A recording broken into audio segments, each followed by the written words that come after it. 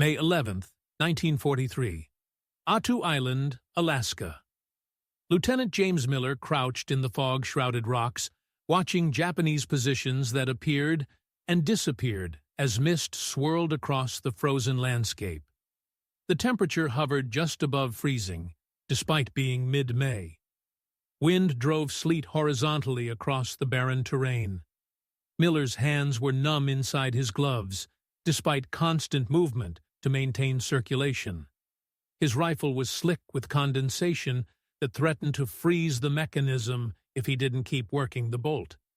Behind him, soldiers of the 7th Infantry Division huddled in whatever cover the rocky ground provided, waiting for orders to advance against Japanese defensive positions dug into the hills overlooking Massacre Bay.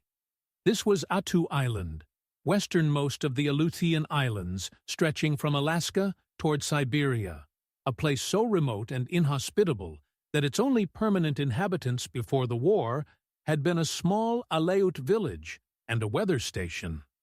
Now Attu was a battlefield, the site of the only land battle fought on incorporated U.S. territory during World War II, a desperate struggle in brutal Arctic conditions where Americans fought to reclaim sovereign U.S. soil from Japanese occupation. The Japanese invasion of Attu and nearby Kiska Island in June 1942 had been part of a diversionary operation during the Midway Campaign. Japanese strategists hoped that threatening Alaska would force the U.S. Navy to divide its forces, making Midway easier to capture. The invasion succeeded in capturing both islands, but failed to divert American forces from Midway, which became a decisive American victory. The Japanese occupation of Attu and Kiska created an anomalous situation. Japanese forces controlled U.S. territory, the only Axis occupation of American soil during the war. The occupation was strategically insignificant because the Aleutians were too remote and too weather-bound to serve as effective bases for operations against either Alaska or the continental United States. But psychologically and politically, Japanese forces on American soil was intolerable. President Roosevelt and military leadership insisted that the islands be recaptured regardless of their minimal strategic value. The decision to recapture Attu was made in early 1943. Attu was chosen over Kiska because intelligence indicated Attu had a smaller Japanese garrison, approximately 2,500 troops compared to over 5,000 on Kiska. The plan called for amphibious landings by the 7th Infantry Division, a unit that had trained in the Nevada desert and that had no experience with Arctic conditions or with amphibious operations. The division would land on Attu's northern and southern coasts simultaneously, capture the Japanese airfield, and destroy the garrison. Planners estimated the operation would take 3 days. The reality would be 19 days of the most brutal, close combat American forces experienced during the Pacific War, fighting in conditions that killed through cold and exhaustion as effectively as enemy fire. Lieutenant Miller and his platoon landed on Massacre Bay on May 11th as part of the Southern Landing Force. The landing itself was unopposed. Japanese defenders had concentrated in the hills rather than defending the beaches. But the landing immediately encountered problems that would plague the entire operation. The beaches were steep and rocky.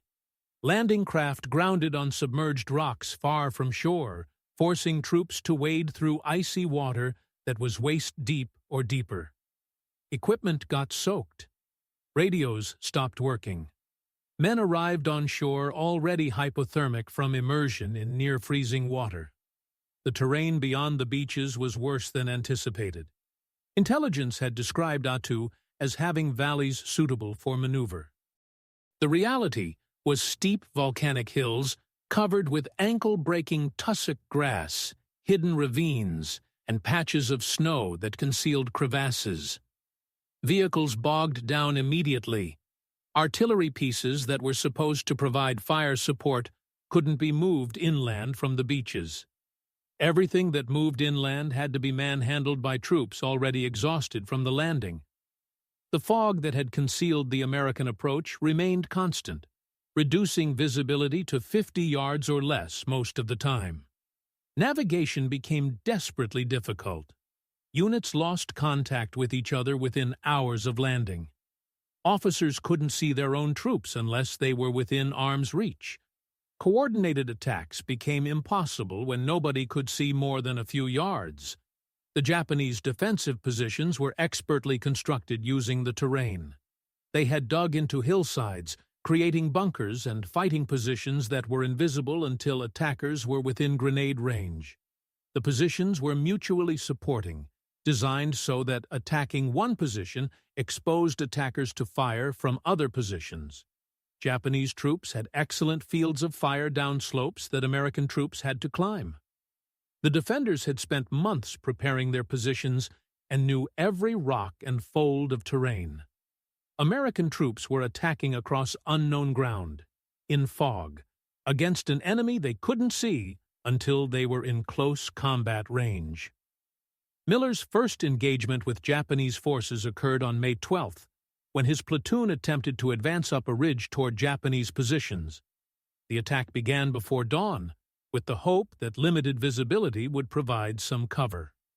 The reality was that fog made coordination impossible, while Japanese defenders could hear American troops approaching through the tussock grass and could prepare to fire as soon as targets appeared. Miller's platoon climbed for an hour through fog and sleet, guided by compass bearing toward where intelligence reported Japanese positions. The first indication they were close was when grenades started landing around them, thrown from positions they couldn't see. The platoon went to ground, trying to identify where grenades were coming from. Japanese machine guns opened fire from 3 directions simultaneously, cutting down several soldiers who were still standing. Miller realized his platoon had walked into a prepared kill zone where Japanese defenders could fire from covered positions while Americans were exposed on open slope. He ordered withdrawal, but withdrawal under fire in fog was chaos. Soldiers stumbled over rocks and into crevasses. Some became separated and were killed individually. Others made it back to the base of the ridge, where they consolidated and counted casualties. Miller's platoon had lost 8 men killed and 15 wounded in an engagement that lasted less than 20 minutes, and in which they never saw the enemy who was killing them. This pattern repeated across Attu during the first week of operations. American units would attempt to advance. They would be hit by fire from Japanese positions they couldn't see. They would take casualties and withdraw. Artillery support was limited because forward observers couldn't see targets to direct fire. Air support was impossible most days because fog kept aircraft grounded. Naval gunfire from supporting ships was inaccurate because spotters couldn't see where shells were landing. The American advance that planners had expected to take 3 days stalled completely. After 1 week, American forces had advanced less than a mile inland from the landing beaches and had suffered over 500 casualties without inflicting significant damage on Japanese defenses. The conditions were as deadly as enemy fire. Temperatures at night dropped to 20 degrees Fahrenheit, with wind chill making it feel much colder. Soldiers had been issued standard wool uniforms that were adequate for temperate climates but insufficient for Arctic conditions. The uniforms absorbed water from fog and sleet, making them heavy and reducing their insulation value. Boots were not designed for the wet, cold conditions, and many soldiers developed trench foot within days. Hot food was impossible because field kitchens couldn't be moved inland from beaches, and individual cooking was prevented by constant fog and lack of dry fuel. Soldiers ate cold rations, often frozen solid. Sleep was nearly impossible. Soldiers couldn't dig proper foxholes in the rocky ground. They couldn't build fires. They huddled together for warmth in positions that provided minimal shelter from wind and sleet. Exhaustion accumulated rapidly. Men who had been combat-ready at the landing were physical wrecks within days, weakened by cold, lack of sleep, inadequate food, and constant stress of combat, where they couldn't see the enemy. Medical evacuation was desperately difficult. Wounded men had to be carried down from the hills to the beaches over terrain where stretcher-bearers struggled to keep their footing. The evacuation routes were under intermittent Japanese fire. Men died from wounds that would have been survivable if medical treatment could have been provided quickly. But treatment was delayed by hours or days because of evacuation difficulties. The psychological toll was severe. Combat, where you can see your enemy and can feel that your actions affect outcomes, is stressful but manageable. Combat where enemy remains invisible, where fire comes from unknown positions, where your own fire seems to have no effect, and where casualties accumulate without visible progress is psychologically crushing. Soldiers began breaking down, becoming catatonic or hysterical, unable to function in combat. The rate of psychiatric casualties approached the rate of physical casualties. By May 18th, 1 week into the operation, American forces were in crisis. The advance had stalled. Casualties exceeded 1,000. The 7th Infantry Division, which had never experienced combat before Attu, was physically and psychologically exhausted. Japanese defenses remained largely intact. The operation that was supposed to take 3 days showed no sign of ending. General Albert Brown, commanding American forces on Attu, requested reinforcements. The 4th Infantry Regiment was brought to Attu from reserve positions, providing fresh troops who had not been ground down by the first week's combat. General Brown also changed tactics. Rather than continuing broad frontal attacks across difficult terrain, he concentrated his forces for a push up specific valleys where terrain was slightly more favorable. The reinforced attacks beginning on May 18th started to make progress. The fresh troops had learned from the experiences of units already on the island. They advanced more cautiously, using scouts to locate Japanese positions before committing to attacks.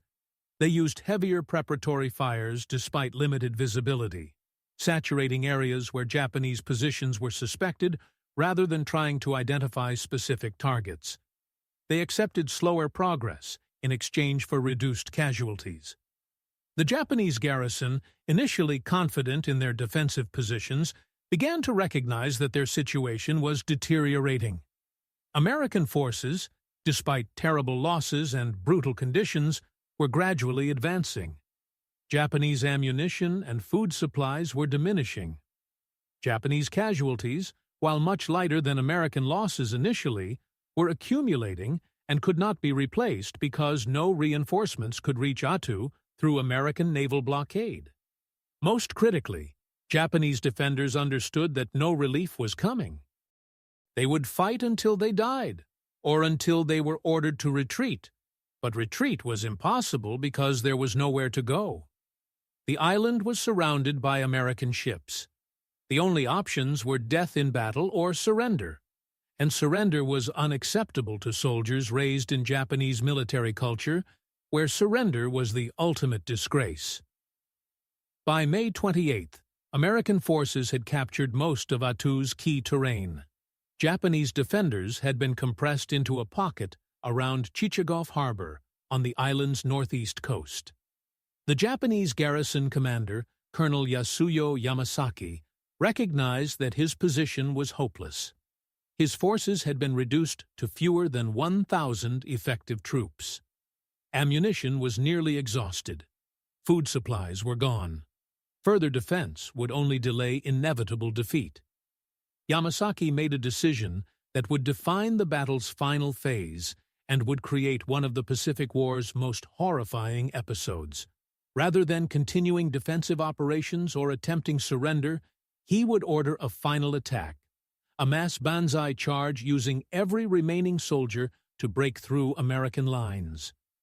The objective was not military victory, which was impossible, but to die fighting rather than being captured, to inflict maximum casualties on American forces, and to demonstrate the Japanese warrior spirit even in hopeless circumstances. The Banzai attack began in the early morning hours of May 29, 1943. Approximately 800 Japanese soldiers, everyone who could walk and carry a weapon, gathered in their final defensive positions. Many were wounded. Many were weakened by starvation. Many were armed with nothing more than bayonets or grenades because ammunition for firearms was exhausted. Yamasaki briefed his officers on the plan. They would attack at dawn, breaking out of their positions and charging directly at American lines. They would fight until they died. There would be no retreat, no surrender. They would die as warriors. The Americans in the positions that would receive the Banzai attack had no warning beyond the general understanding that Japanese troops fought to the death. American units were exhausted from 18 days of continuous combat.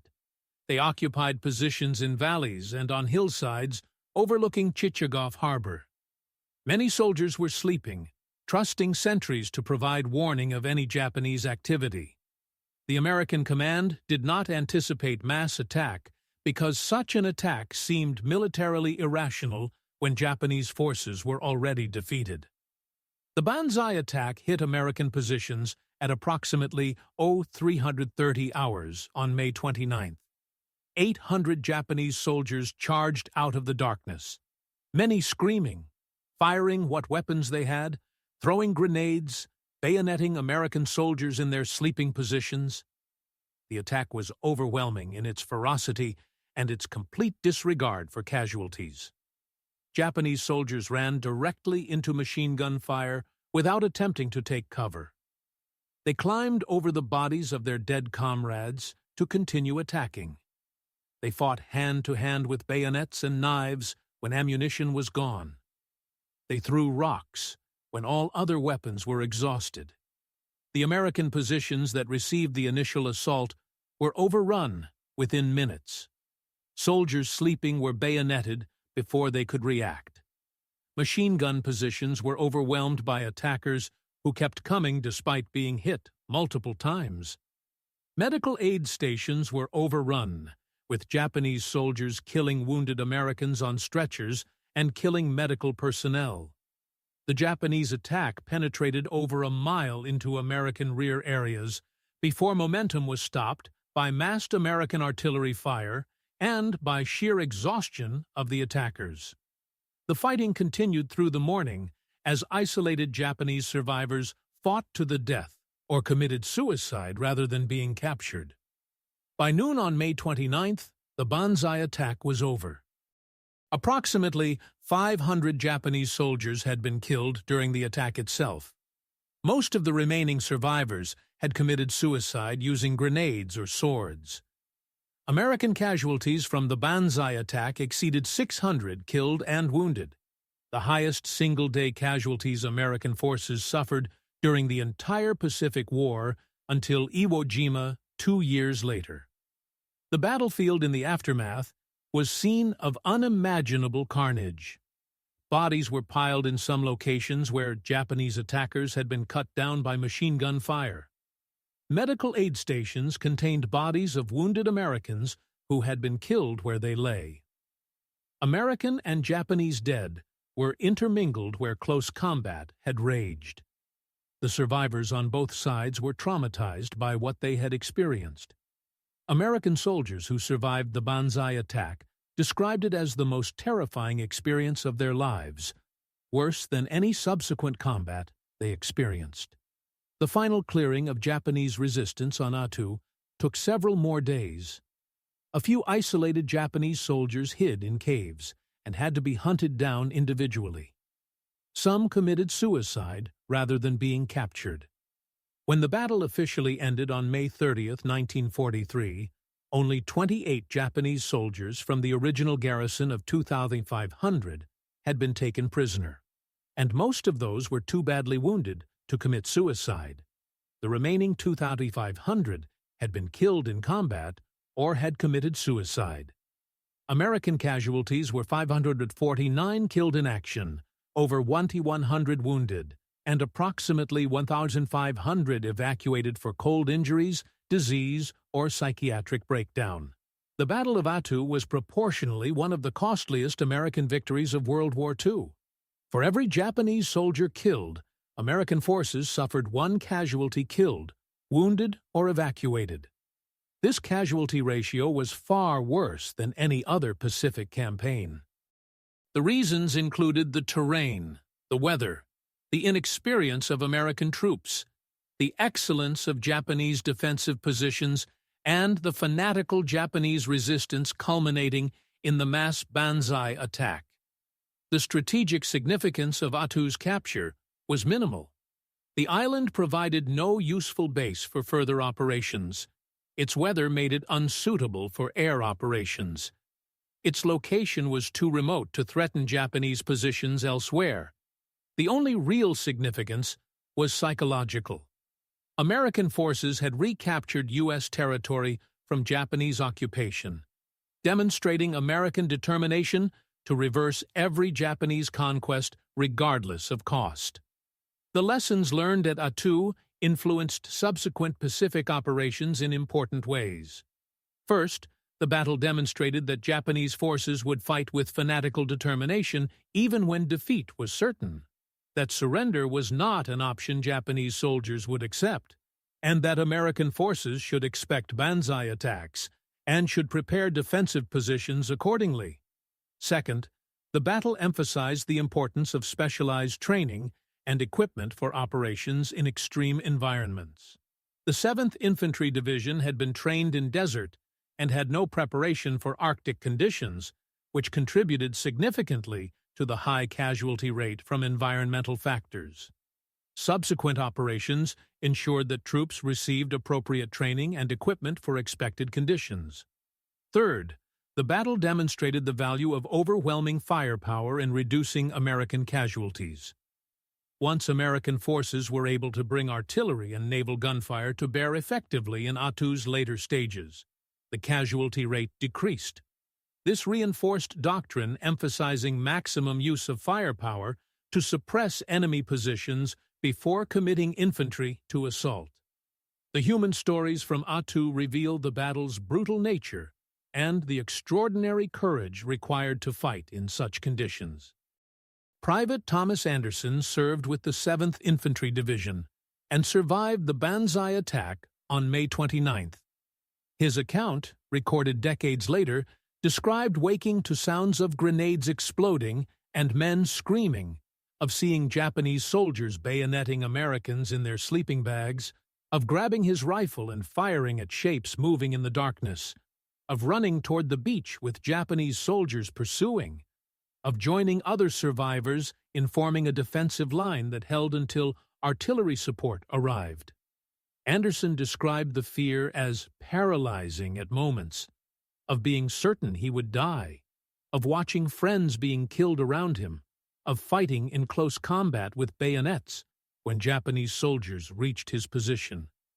He described killing a Japanese soldier in hand-to-hand struggle, of the physical sensation of bayonet penetrating flesh, of the dying soldier's face inches from his own. Anderson survived the Banzai attack, but was evacuated days later suffering from severe frostbite and psychological breakdown. He spent months in hospitals recovering physically, but never fully recovered psychologically from what he had experienced at Attu. Sergeant William Chen was a Chinese-American medic who served in the medical aid station that was overrun during the Banzai attack. Chen had been treating wounded soldiers when Japanese attackers burst into the aid station. He saw Japanese soldiers bayoneting wounded Americans on stretchers. He saw medical personnel being killed. Chen himself was bayoneted in the arm, but survived by hiding under bodies of dead soldiers until the attack passed.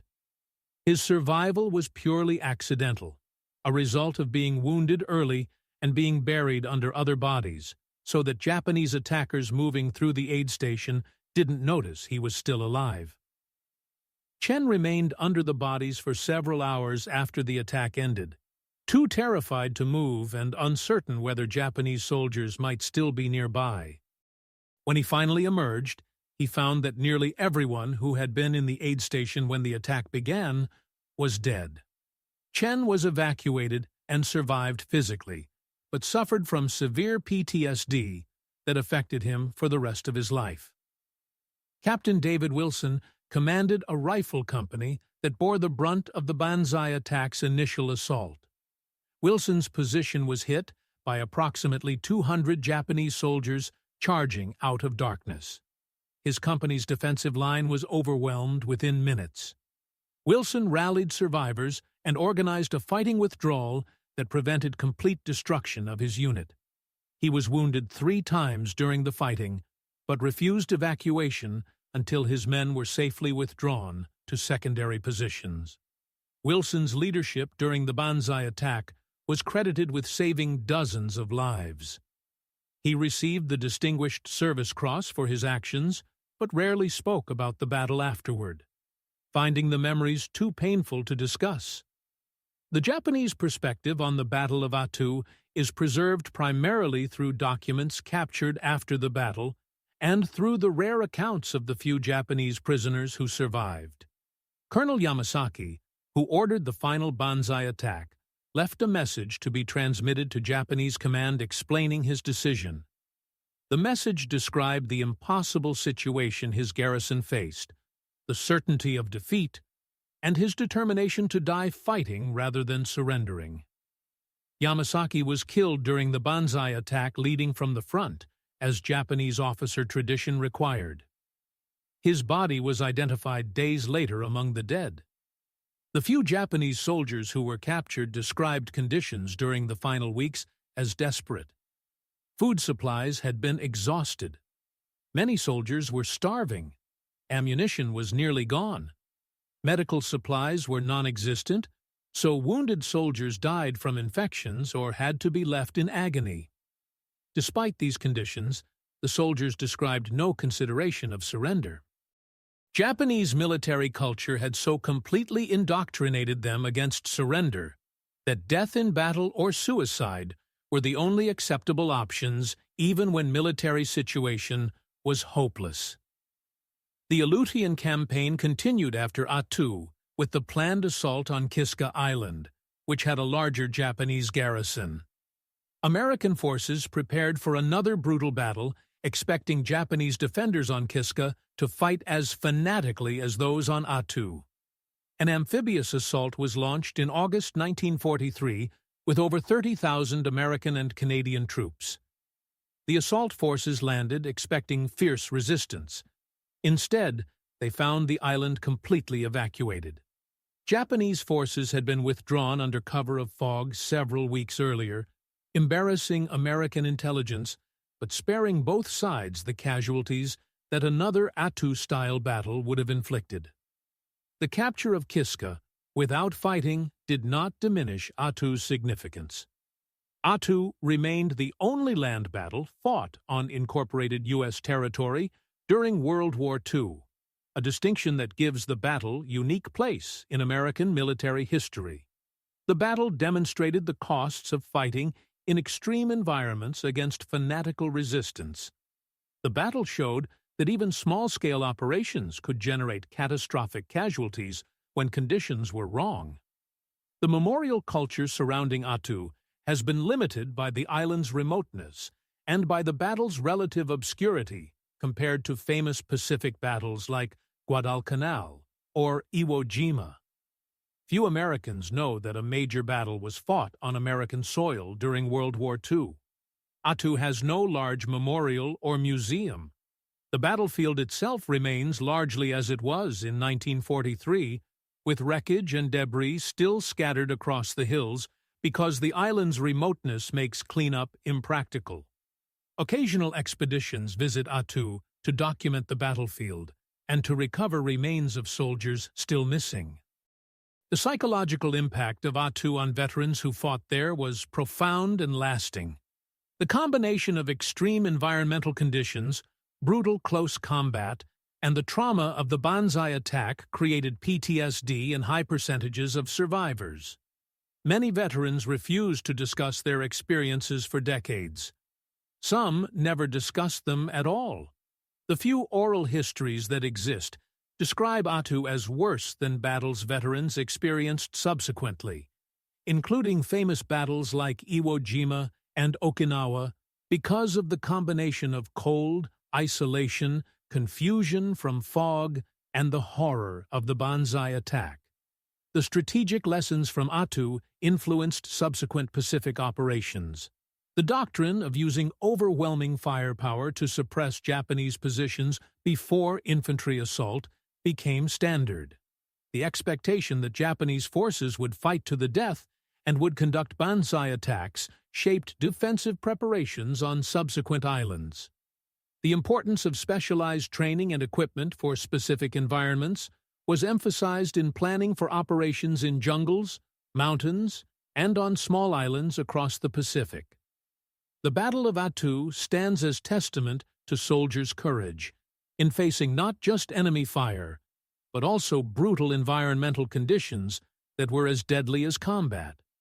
The men who fought on Attu faced cold that caused frostbite and hypothermia, fog that created constant confusion and isolation, terrain that exhausted even the strongest soldiers, and an enemy who fought with complete disregard for their own survival. That American forces prevailed under such conditions demonstrates extraordinary determination and resilience. The cost of that victory, measured in thousands of casualties to capture one small remote island of minimal strategic value, raises questions about whether the operation was worth its price. From purely military perspective, Attu contributed little to defeating Japan. The island provided no valuable bases. Its capture did not significantly affect the Pacific War's trajectory. The resources committed to Attu might have been used more effectively elsewhere. But from psychological and political perspectives, recapturing American territory from Japanese occupation was essential regardless of military utility. Allowing Japanese forces to continue occupying U.S. soil would have been politically intolerable and would have handed Japan a propaganda victory. The decision to recapture Attu was driven by these factors rather than by military necessity. The human cost of that decision was borne by the soldiers who fought in impossible conditions on a remote island most Americans couldn't locate on a map. The legacy of the Battle of Attu is preserved imperfectly through scattered memorials, through occasional historical articles, through the memories of the dwindling number of veterans who survived, and through the battlefield itself, which remains as it was in 1943. The rusted wreckage of vehicles and equipment still litters the island. Unexploded ordnance remains dangerous. The bones of soldiers whose bodies were never recovered still lie where they fell. The island itself is essentially uninhabited, visited only occasionally by researchers and by veterans or descendants making pilgrimages to a battlefield that changed their lives or their families' histories. The story of Attu deserves broader recognition as uniquely American battle, the only battle of the war fought to liberate incorporated U.S. territory from enemy occupation. The soldiers who fought there demonstrated that American forces could prevail even under the worst possible conditions against fanatical resistance. Their victory came at terrible cost, but it came nonetheless, and that matters. The memory of what they endured and what they achieved deserves preservation not just for historical accuracy, but as recognition of what was required to defend American territory when it came under enemy control. The Battle of Attu was brutal, costly, and strategically insignificant, yet it remains important as demonstration of determination to reverse enemy conquest regardless of difficulty or cost. That determination, that refusal to accept enemy occupation of American soil, defines something essential about American identity and American military culture. Attu embodies that truth in blood and sacrifice on frozen Alaskan island, where 19 days of combat killed thousands to reclaim sovereignty over one small piece of American territory.